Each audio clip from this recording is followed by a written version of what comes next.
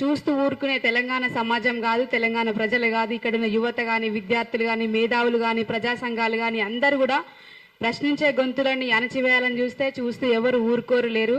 ఖబర్దార్ అని చెప్పి తెలియజేసుకుంటూ, ముఖ్యంగా జర్నలిస్టుల మీద మొన్న అంతకుముందు కూడా అన్న కేవీఆర్ అన్న జర్నలిస్టుల మీద కానీ అనేక ప్రశ్నించే గొంతుల మీద ఎప్పుడు కూడా దాడులు జరుగుతూనే ఉన్నాయి. ఆ దాడులన్నీ ఖండిస్తూ ఉద్యమంలో మేము వాడుకున్న పాటలు చాలా ఉన్నాయి.